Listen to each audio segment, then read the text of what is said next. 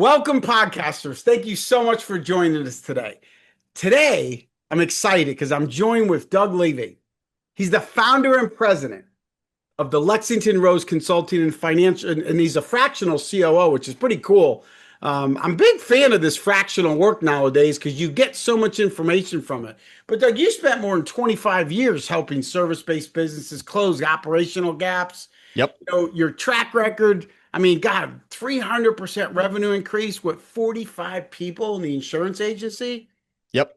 What impressed me the most about that is you kept turnover below 9%. I think that's just an amazing thing. And the work that you carried out throughout your career actually gave you successful private equity. I know today you're focused really on founders, leadership teams, and really building ops at scale without the biggest problem we have in our industry, burning out the people who run them. Yep. So much about that, Doug. So I'm so happy that we got to connect, and welcome to the show. I'm excited about this. Thank you very much. I'm really excited to be here. Cool. So listen, question number one. Hit me. As businesses grow, we all know operational issues. They rarely appear overnight. They build quietly, beneath the surface. And then what happens is it affects profitability, team performance. And my favorite one, it always affects the customer experience. 100%. So in your experience for our listeners, what are some of the early warning signs that, some leaders may be overlooking nowadays? And how can you help them identify these gaps before they become costly problems? That's a really, really great question. I can think of a few different things. So number one is, and my favorite that I think is really pervasive, is institutional knowledge. So when you start, and for your listeners, what that basically means is when how to run the business lives in somebody's head and isn't written down anywhere on paper. So when it's like, oh, wait a second, what do we do when we need to process a refund for a customer? Oh, Tiffany knows how to do that. Or what do we need? Or how do I know if this customer deserves a refund? Oh, well, you just got to run that by Tiffany. And then those types of things. So when you have a lot of things that people know, but they're not written down, when they're not written down, they're not operational assets. And if you let that go on too long, you can have a real problem. The other thing, in addition to institutional knowledge, is when you find yourself solving the same problem over and over again. So when a problem arises, you want to say, hey, is this a bridge that I'm likely to cross again? Is this like a total once in a lifetime fluke, or is this something that's bound to come up from time to time? And if that's the case, you want to write it down so it doesn't become an active decision every time. It becomes like, hey, let's go back to the book. So this person, they dropped the product within 30 days and they were really sorry and felt bad about it. Do we refund them or do we send them a new product or whatever? Just make that decision once and don't ever make it again. That's incredible. And it's so funny because the world I live in, as you know, running contact centers pretty much my whole career. Supervisors start spending more time on escalations. Yep. Instead of coaching, right? Yep. That's absolutely an issue. The issue on the bottom, and you talk about the SOPs, is what we call them, standard operating procedures. Yep. It's funny because a lot of companies have them, but are they updated? Are they actually following them? We did an audit recently with some of our SOPs, and we've changed systems so many times. It's not even correct. The SOP is like the grand piano that you see in your friend's living room. It's like there's an 85% chance it's never been touched. There's a 14% chance that somebody maybe plays it once a month, and there's a 1% chance that it actually gets used. So when you said a very important buzzword, which is escalation. And when you look at escalation should be like going up a mountain, not going up a rectangle. When you go up a mountain, it gets narrower and narrower and narrower when you get to the peak, right? So escalations should really only be a very, very narrow band of things Yep. that are extremely rare.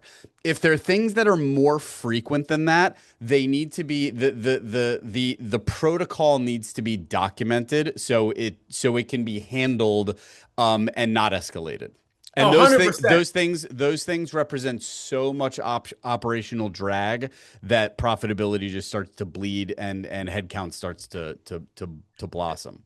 It's so funny because you're like, well, I had to spend 8 hours of my day today on escalations. Well, the problem is bigger than the escalation. Then it's the Indeed. process and the way you Indeed. figured it. Oh, good deal. I think we're Yep. aligned there.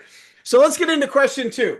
Let's hear So it. with these growing businesses, right? And this is a tough one, especially in today's economy. Most businesses assume they need more people to support growth. But you and your resume, what I read, you've demonstrated that operational discipline can actually deliver better results Yes. than just adding. And I think we call it put more money to the bodies, which is Yep. increasing that headcount. How Yep. do leaders determine that? Like where can you help them? Like, is it truly a staffing problem? Is it Sure. process? Is it redesign? How do you help companies with that? So yeah, so in addition from in my 10 years as a chief operating officer at an insurance agency, like you mentioned, we tripled revenue. We kept turnover really low, but the cool thing was when we went from $3 million in revenue to $12 million in revenue, Wow, and we only added 9 people to the team. So it that's started at like great. 36 or 37 and ended up at 45, 46. So it's clear that I don't just throw headcount at a problem. So for me, adding a person is the absolute last thing on the list. So people often come to the manager and say, "We're overloaded. We need more people. We're overloaded. We need more people. We're overloaded. We need more people." But I would ask, as a leader, I would ask three questions first. Number one, is the work standardized? Is it optimized? Is it written down and done a certain way? And is that the best way to do it? Because if not, you have a process problem. The second question is capacity actually full? So once we optimize, does that bring the water level down or not? Or is it already optimized and is the water level is high? And then the third question that I would ask is, how would I train the new person? And if that's not clear as day, it means that your processes need some refinement. So like this, and this happened very, very recently with one of my consulting clients. Is the manager came to me, like I had optimized a ton of stuff it was a medical practice. I had optimized a ton of stuff in the medical practice. We no longer needed an extra person that I was hired to bring on like Mhm. earlier in the engagement. But the office manager came to me and said, "Hey Doug, I think we're ready for I think we need to bring on a new person right now." And I said, "Wait a second." And we looked at a couple of, we went and looked under a couple of rocks here and there and said, "Wait a second, like I know we had tabled optimizing this process because we had bigger priorities or whatever. But then it's like, all right, no, we need to optimize this, and this. We need to go looking under those rocks for more worms and grubs and bugs or whatever to eat before we start, doing whatever." So we did that, and turns out we didn't need anybody. I said, "All right, let's focus our energy on these processes, and and um and then let's regroup." And lo and behold, a week or two later, she came back and she was like, "Nope, don't need anybody anymore." So because the highest level of variability in a business is bringing in a new human being. It brings a lot of variability. So anything that I can do to make these changes without that type of variability or unpredictability, I'm going to try to do for the sake of just keeping things moving steady. Oh, absolutely. It's really good advice. And you think about it, where I sit in the BPO space, I mean, same thing for us. Before we hire or even approve somebody to get hired, like the first thing you got to look about and what you're saying in your three-step process is the growth needed because of friction? Because like in our business, you believe it or not, if you don't know the BPO business as I'm much, familiar. yeah, some agents have to work through multiple systems. Yep. So adding more people to that is really that's not going to help. It's just going to make it worse. And you really got to get to it, the process and the technology. I remember one customer came to me and said, "Hey, listen, I need to add 25 more people." I said, "Why?" He's like, "Cause we're dropping calls left and right. We're just getting all this call volume." I went and did this analysis for him, and I said, "Well, actually, the reason it's because your agents." And it wasn't me. It wasn't our BPO. His BPO he was looking at. I'm like, man, they got like 4 minute wait, 4 minute hold time because they're looking up information. And the guy Yep. says, but you don't understand. It's a big binder. Like, what do you mean it's a binder? It's like, Right, it's like right. 400. I'm like, man, the first thing we should do is digitize that. Yep. Oh, Anytime that's I genius. anytime I walk into a business and see paper, I'm like, what is going on here? Oh, it's so funny. And it's funny because this is a big company too. And I'm like, Yeah. what? What do you mean a binder? I haven't seen a binder since 1997. Oh, you'd be surprised. Binders, trapper keepers, Yeah. spreadsheets. I love the ones that have the printed list of passwords under the keyboard Oh, yeah, still. yeah. That's a good one too. All right, good deal. Next one. Let's One hear of it. the biggest challenges for any growing organization, day-to-day decisions. They continue flowing through the founder, sometimes the leadership team, and it creates what we all hate in our business at our levels is creating these bottlenecks that slow down things. What are Yep. some practical steps for leaders to reduce founder dependency while still building accountability that allows people to be empowered, but still keeping that quality of work there?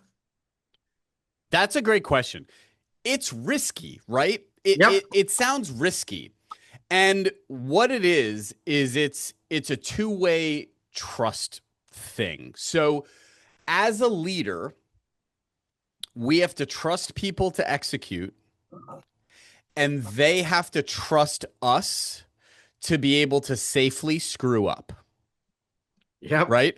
Because let's be honest, the stakes usually aren't as high as people think they are. Like they're just not. Like I'm way too busy in my life to get too bent out of shape about stuff like that. And so are most people. So, like, my business, every business owner, like, their world revolves around their business, but your client's world doesn't revolve around your business. Your client is like, oh man, I had a crappy phone call today. And like, they just move on with their life.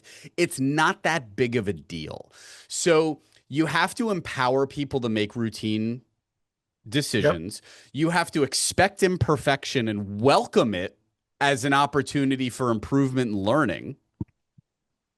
And while you're doing that, you have to reduce access to yourself. That's a Reduce good one. access. So Yeah. like so I was when I was COO at this larger firm, people needed me all day.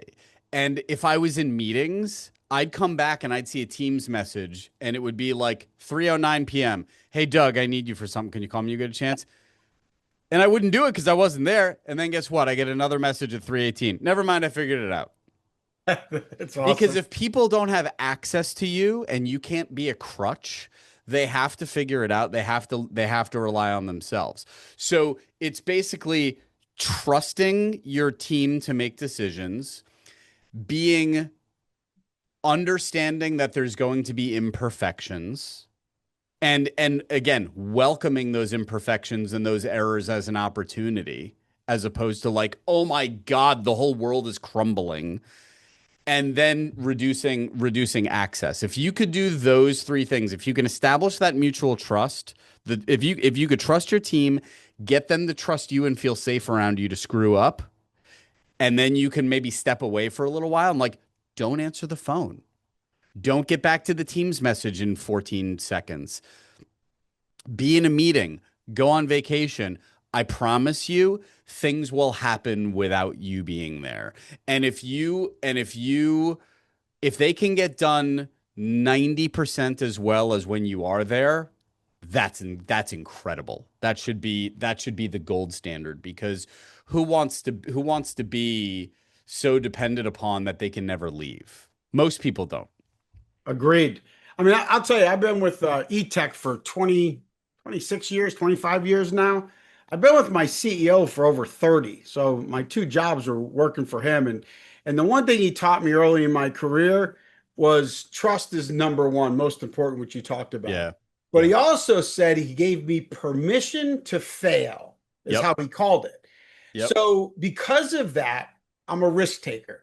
I take Yep. risks, and not everyone works out, but it's okay. And the only caveat he says is, if you fail, I want visibility into the accountability. So that means for me, I need to tell them what I tried, why I failed, and what did I learn from it, is what he talks about Absolutely. accountability. And I Absolutely. think that's something that a lot of people don't do. And it's funny you say about going on vacation. Early in my career, my wife and I would do cruises. Now, Hmm. back in the day, You were it, unreachable on a cruise. yeah. Those And are the good old days. the good old days, you could not be reached. And to your point, when I was on a 7-day cruise, no one could get me. No. And the business didn't fall apart. Right.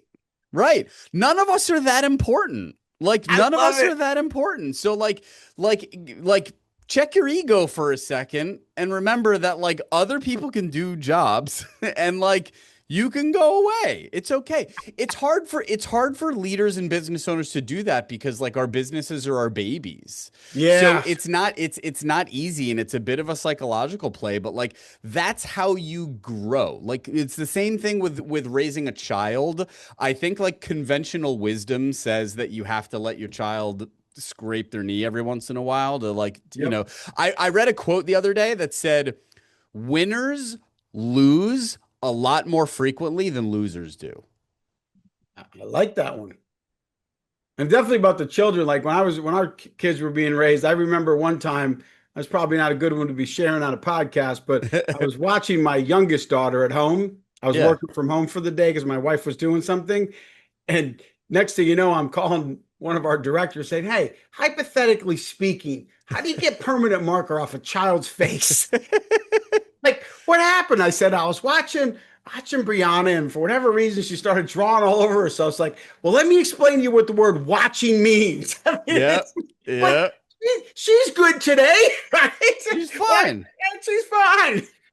Good Or deal. even like I have little ones now and like if I see my kid rooting around like under a dining room table or something, like I don't say anything because guess what? If they stand up and bunk their head, they're Oh, yeah. probably not going to make that mistake again. They're not going to go to the hospital. They're not going to get badly hurt. It's going to be a little bunk and then they'll be fine. So like we have to let people take those little lumps so they can learn what to look out for. We So do. as a leader, you have to grow the people around you. It's I it's like it's your that. responsibility. Absolutely.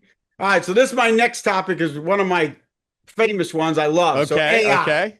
I'm very passionate about AI and the Never contact heard of center it. specifically. So it's transforming how these companies operate. It offers new opportunities, supposedly improves efficiency, depending on how you use it, productivity. But Hmm. one thing I don't know if we agree on, we'll find out after you answer this. Technology alone cannot solve every business challenge. That's one of my pet peeves that I have with people Okay. where they say AI is going to replace everybody. Where do you believe AI can create the greatest operational impact? And where should leaders be cautious, about expecting this technology to solve all these problems for them? That's a tough one. Yep. I love this one. They say the same thing about the way that I feel about AI. There's these sayings and they're about money and about alcohol. A lot of money makes a good man better and a bad man worse. Yep. A lot of alcohol or a little bit of alcohol makes a good man better and a bad man worse. Right? I love that. AI is a magnifier of what already exists. So it used to be a little garbage in, a little garbage out. Yep. Now it's a little garbage in, a lot of garbage out. So my position on AI And I lost a consulting engagement to a competitor who just was coming in and promising AI solutions to all this business's problems. And I'm Yep. like, I got news for you. That ain't gonna do it. Because you need help at the foundational level, not at the AI level. AI is the cherry on top. Basically it's this.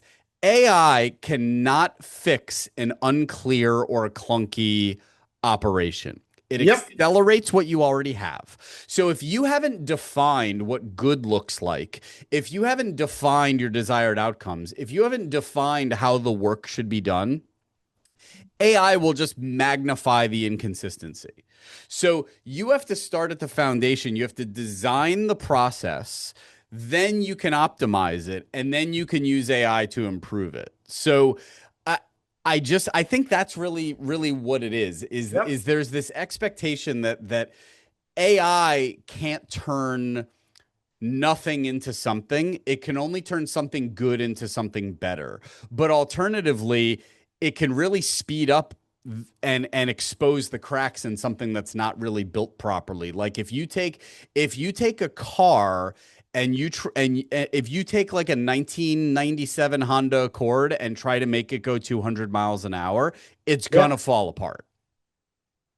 It's gonna fall apart because it 100%. doesn't have the foundation to go that fast. And a lot of businesses don't. So you have to have, there's still like, you can't grow a plant without a seed. And you Yep. have to have the seed. And that's my philosophy. So people come to me I love and it. people come to me and say, hey, how can I leverage AI to make my business better? Well, let's see if the business is good to begin with. Let's see if the operations are like sound to begin with, because I stack AI on top of sound operations, not unsound operations. I love it. We're aligned 100%. Like I tell Cool. leaders all the time, be careful with AI. Yeah. And AI can't fix a process that was never designed properly in the first place. absolutely. And the other thing that I'm noticing lately is there's a lot of AI companies coming out with like really big claims that like, oh, we can automate this and that and this and that and this and that, and you won't need any other humans anymore and all that kind of stuff. But where I live in a very like step by step world, like those, even if I reimagine the steps, it's like, oh, well, you need this and you can't do that and you can't do this because it's not HIPAA compliant. And you can't do that because Yep. it's not this. And this system won't talk to that system. So you need this middleware. And a lot of those things tend to be a lot more complicated. They tend to be like what were they called? Rube Goldberg machines, where it's a very complex solution to a very simple problem. So I don't think AI has yet gotten to the point where it can really comprehensively solve a lot of day-to-day problems, because it's just shifting the work where instead of working on the problem, instead of working on fixing the problem, I'm working on the AI that I've built or Yep. bought to fix the problem. So it's kind of the same crap. Yeah, and that's why I believe in like in my last book I published, I talk about human in the loop. Because the Yeah. AI is only as smart as the person who freaking programmed it. So Yeah. they make mistakes, they're humans. So I always have human in the loop. That's a good one. I think we're pretty much lined Yeah. up on that one. I live on the one of my favorite quotes was an Albert Einstein quote Uh-huh. that says I never commit to memory what I can find in a book. I love that. And I love that because it allows you. I'm very big on reducing mental noise and mental drag so that I can really focus. And so I use my phone for reminders and timers all the Yep. time so that I don't have to remember things, because the less I have to remember, the more I can think clearly. Like I have a tool that can remind me of something in 20 minutes. I don't need to have it in my brain. So I use AI as my memory on steroids. So when I'm working on a solution for a client, I go into Claude or ChatGPT or whatever and I say, it's already got my meeting transcripts, documents I've Mhm. created before, materials that they've sent to me. And I say, build what I want based on the things that you already have without me having to remember and regurgitate what all Sure. that was. So to I me, think it's memory on steroids. yeah, and it's really good because I use it to, like, you know what's good about it? Like you could send your AI assistant to a meeting that you don't need to be at. And Yep. give me the Reader's Digest version. I like it. Yep. All I right, used last. I used AI to build a large pizza order for me the other day Did you really? for my son's birthday party. I had Claude build my I've cart with I've never used it for ordering food. However, I've used it to, I love to cook. I okay. have used it to make my day by day what I was going to cook every day for the kids. Oh no, it can actually load up your cart. Like I use Instacart and it loaded Yeah, up my okay. cart with my weekly staples and I had to make a pizza order for me. That's Okay, you got no, awesome. yeah, it's fun. It's fun. Yeah, last question we're gonna be, before we close out. Hit me. So, as businesses continue to grow, as we just talked about in this Yep. technology driven world, one of my passions, operational excellence, it's still going to be essential for long term success. So, if Yeah. you can leave our listeners and the business leaders listening to this one operational principle that has consistently made the biggest difference helping organizations scale and still maintaining that great customer experience, what would it be and why? This is an easy one for me because it's just kind of what I do all day, every day. Awesome. Capture and document your decisions and make them permanent. Capture and document your decisions and make them permanent. Incorporate them into your processes, your standards, and your operating principles. When a decision is documented, just like we talked about earlier, Yep. it's no longer a decision that requires mental energy, right? It's just the way that we do things. If a customer complains, we give them their money back. Period. End of story. That's our operating principle at this company. Yep. Now, obviously, that's very broad, but it becomes the way that we do things that everybody knows and everybody can do it safely. Nobody's going to get in trouble for issuing a refund when we've documented that this is how we do it. So that's how customer experience becomes more consistent and faster. Because imagine walking into, like we have, I don't know if about all of your listeners, but here in the Southeast, we have Publix, which is a very highly regarded grocery store chain. And they have a 100% customer satisfaction guarantee. You could bring something back to them, and if it's half eaten, they'll just give you your money back. Like they just don't care. Because it's the way that they operate. And you can go into Publix and say, I didn't like this cake that I ate half of. I want my money back. And whoever is at the customer service desk, even if they started yesterday, they're empowered to give you that refund. Whereas in other businesses, it's like, hold on, wait, got to talk to the manager, this, that, and the other thing. And it's like, does this business even know what it is? So when you capture and document all of your decisions and incorporate them into your operating principles and the way that you run, everything, it greases the wheels of progress because people don't have to stop and think about so many things. That's my like main deal. I love it. And to recap that, like I'll say what I heard.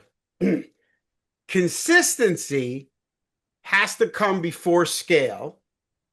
And 100%. when growth exposes the inconsistency, we talked about this in the beginning with all of our stuff, like think about it. It hurts the customer experience because it's gonna, if it's not a consistent process in the beginning, different customers are going to be treated different ways. I love what you said about that, and I think we're on there. I mean, I've seen companies like Publix. We have HEB here in Texas. Same concept. You know, that's why you shop there, right? And you know, you say this. We've said this a long time. People will pay for a better customer experience, right? And that's the only differentiator you have now in today's world. Because in a global marketplace, I can buy your product just about from anywhere. But how you treat me as that individual is making me come back consistently because I'm treated the same way with white glove service at every time. Love it. And like the thing is you don't necessarily like, I'm not necessarily, you know, promoting this, like just refund all of your customers whenever they want, but it's if your process is known and embedded in your operations, then it just becomes a lot quicker and it's a lot easier to do. And that's how things don't escalate. When the people at the bottom of the mountain already know the answer, they don't have to hike up the mountain. And it saves a ton of energy. And that's what allows you to grow your business without growing your headcount. I love that. It reminds me of the Seinfeld episode with the rental car. If you ever seen that one. Yeah. Yep. Because you're Yep. so right. If the process was actually working there, I mean, Yep. you wouldn't have to go pretend I'm talking to my manager, going all this. And I mean, it's so funny. But Exactly. hey, listen, thanks for joining us today. I really had a great time. Me too. Thank you. If people want to get in touch with you, how do they get in touch with you? They can go onto the World Wide Web and they can go to www.lexingtonroseconsulting.com. If you Google Lexington Rose Consulting, you can find me as well. And I serve businesses all around the United States and the world. Outstanding, Doug. Well, we hope to hear from you again. Hope to do another episode Yes. with you in a couple of months. We'll pick out some new topics. But it was a pleasure talking to you today. Thank you, our listeners. Connect with Doug on LinkedIn. Check out his website. And thank you guys so much. You guys have a great week. Bye, everybody.